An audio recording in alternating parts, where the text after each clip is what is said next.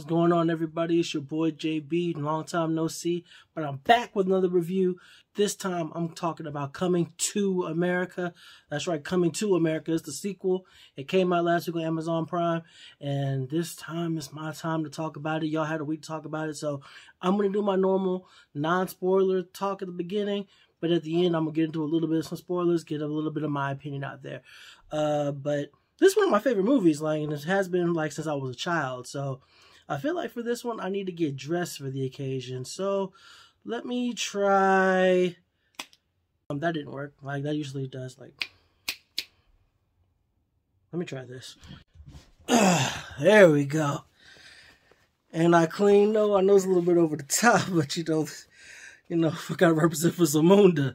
Go ahead, my intro, man. We're gonna talk about Coming to America too. Let's ride.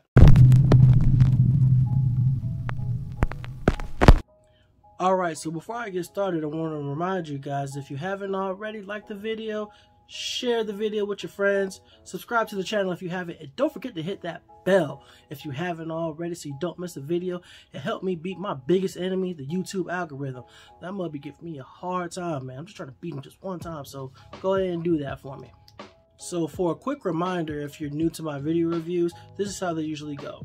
When I review movies or TV shows, it goes on 3 criteria: plot, characters, and my own personal enjoyment. I can get into other stuff, but just for the sake of time, I kind of just do that, just to kind of get right to it. So with that being said, let's get started. So first up, we're going to talk about the plot. And this movie takes place 30 years after the last one ended, and Hakeem and Lisa are married now. They have 3 kids living in Zamunda, and King Joffrey is Jafar, Hakeem's dad, is on death. He's at death's door, and basically he wants Hakeem to have an heir, so a son. And apparently he had a son back in Queens way back when. And that's the story, the gist of it before we get into it. And of course he goes back to America, so that's the Coming to America part. But as far as the plot goes, I thought the plot was pretty predictable. There wasn't much about the plot that I thought that was outstanding or any interesting twists or what have you. They rehash a lot of things, a lot of things about the first movie. Even characters. I think every character from the first movie of consequence showed up except for Patrice and Daryl, who didn't even get a mention. Louis Anderson got an appearance before those two, which I thought was kind of wild. But yeah, that was the plot. I don't think it was anything special. Honestly, I thought it was pretty weak-ish,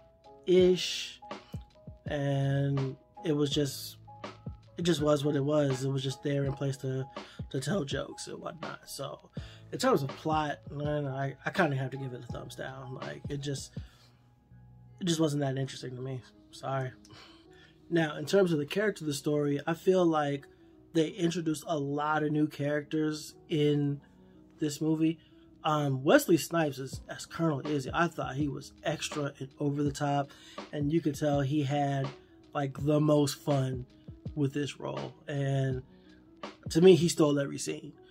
Eddie Murphy as Akeem, I feel like he was a watered down version of the man that we came to know in the first movie, and I'll get into that later.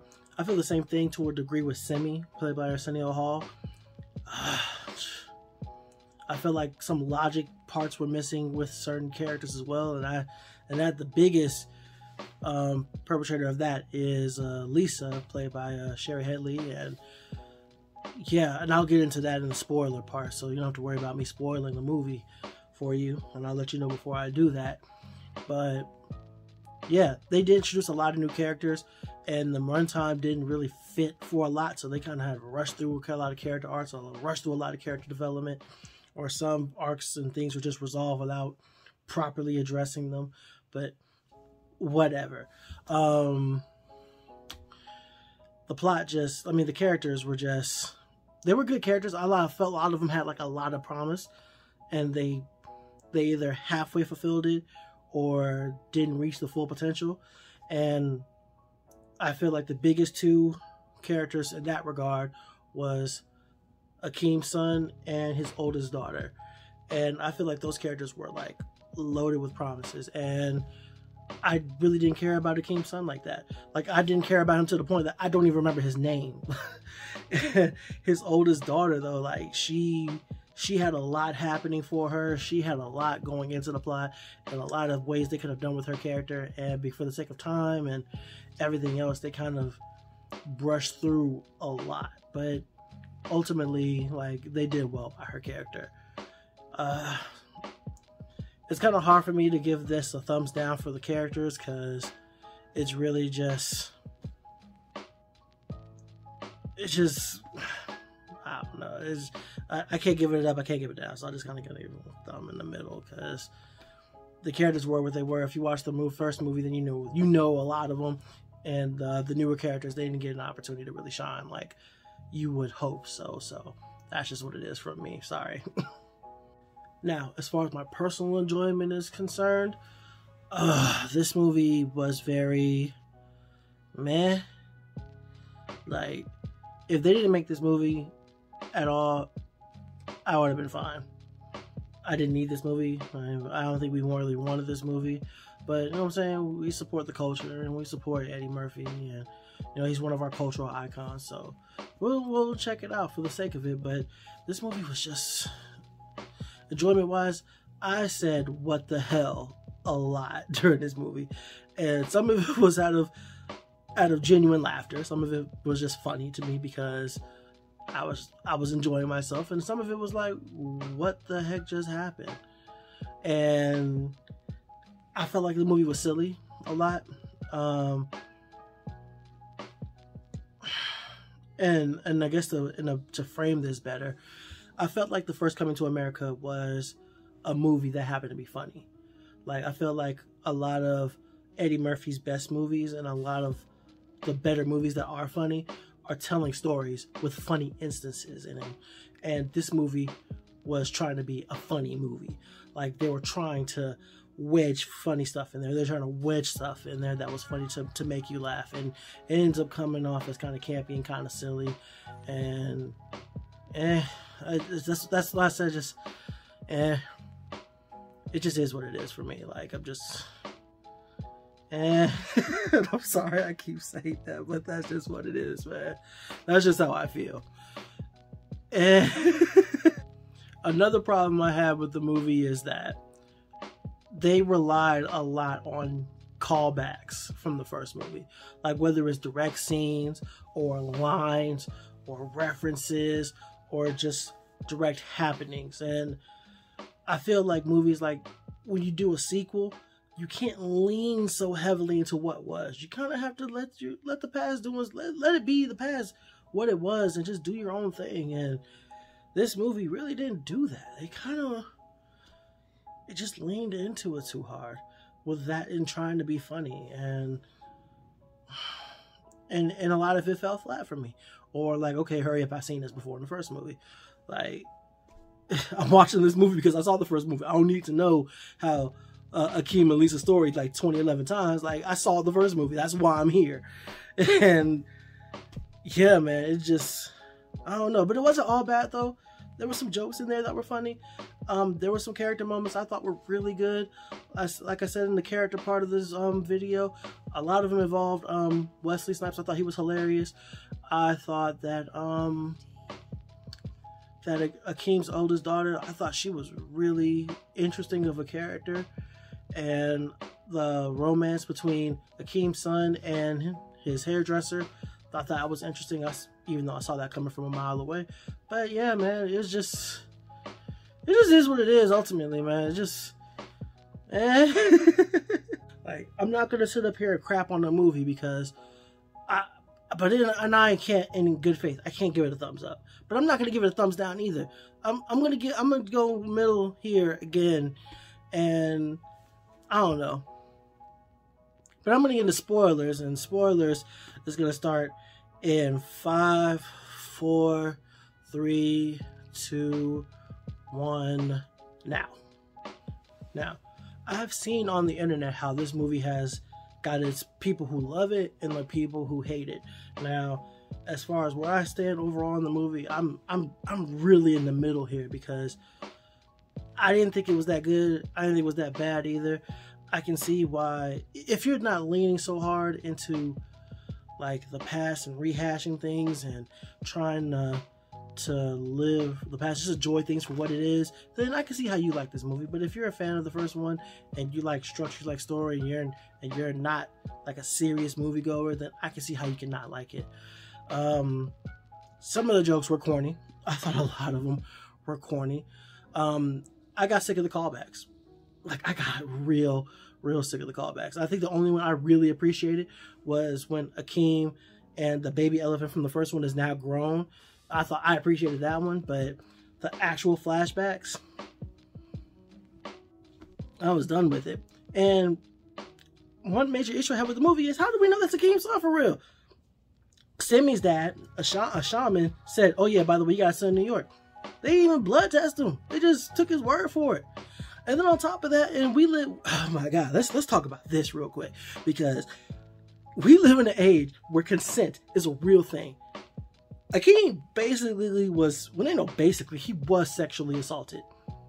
He was basically raped on camera and produced a son, and it was never addressed. And Lisa, even when Lisa was told about it, here's another issue I had. Lisa was told, oh yeah, I had a kid before I met you, like days before we met. And she didn't argue, she didn't put up a fuss, she didn't, nothing. Oh, by the way, this random stranger is gonna upsearch our children for the throne because my dad, who's now dead, said so. They had one conversation about it, it was over with.